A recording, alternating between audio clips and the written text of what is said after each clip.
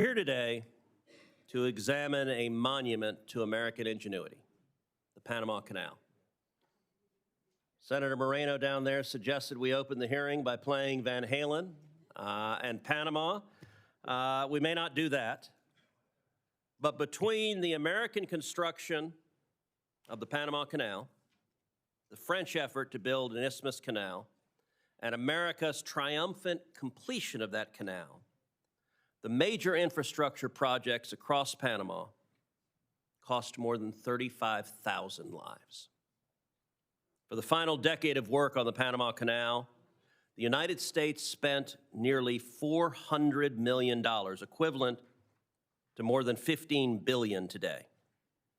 The Panama Canal proved a truly invaluable asset, sparing both cargo ships and warships the long journey around South America. When President Carter gave it away to Panama,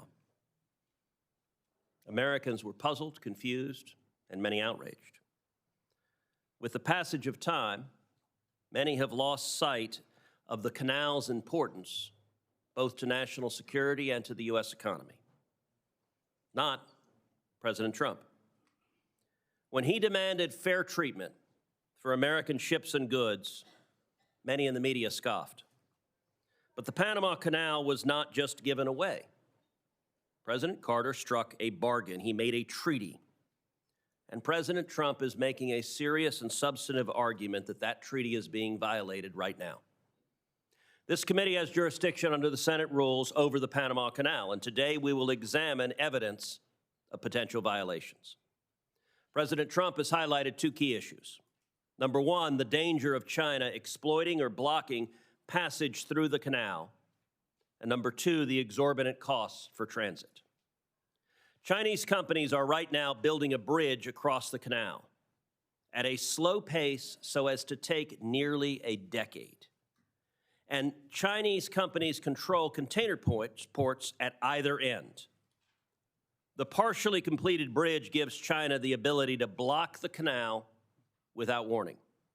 And the ports give China ready observation posts to time that action.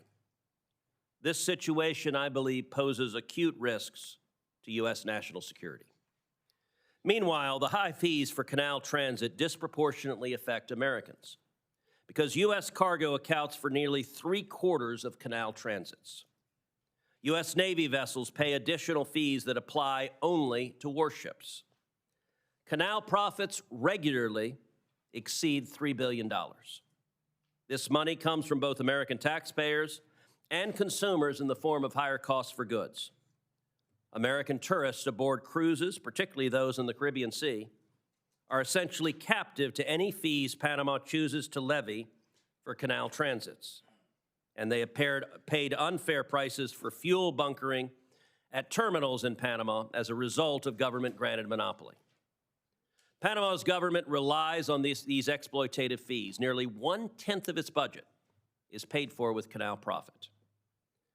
As those fees cascade through the American economy and the federal fisc, the Chinese Communist Party advances its global economic contest against the United States and takes a militaristic interest in the canal.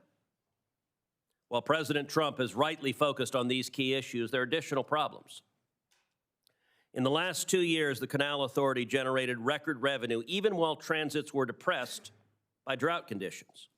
And the only comfort to delayed and overcharged ships is that Panama may invest in more freshwater reserves in the future. Even as it takes advantage of the global maritime system, Panama has emerged as a bad actor. Panama has for years flagged dozens of vessels in the Iranian Ghost Fleet, which brought Iran tens of billions of dollars in oil profits to fund terror across the world. And Chinese companies have won contracts, often without fair competition, as the infamous Belt and Road Initiative has come to Panama. China often engages in debt trap diplomacy to enable economic and political coercion. In Panama, it also seems to have exploited simple corruption. We have 4 panelists with us today. At Ranking Member Cantwell's request, we also invited the Deputy Administrator of the Panama Canal to appear today. she declined that invitation. I understand this witness claimed her absence was due to a scheduling matter, but I also recognize that defending the Panama Canal Authority is an unenviable task. This committee may be obliged to compel her testimony at a future hearing. It will not escape senators' notice that Professor Kontorovich is appearing virtually today. That will be a very unusual practice before this committee.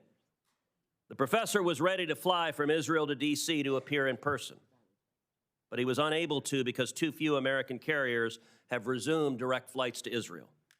While European airliners are willing to fly to Israel, service to America has been prohibitively long and expensive. Israel is America's closest ally in the Middle East, and U.S. carriers are refusing to fly there. Late last week, Delta Airlines announced it would finally restart direct flights to Tel Aviv in April. And I very much hope that United Airlines and American Airlines will very quickly follow suit and resume direct flights to Israel. Turning back to the topic at hand, I'm grateful to President Trump for raising public awareness about the state of the Panama Canal and the threats to American interests. We cannot afford to let American shippers be extorted.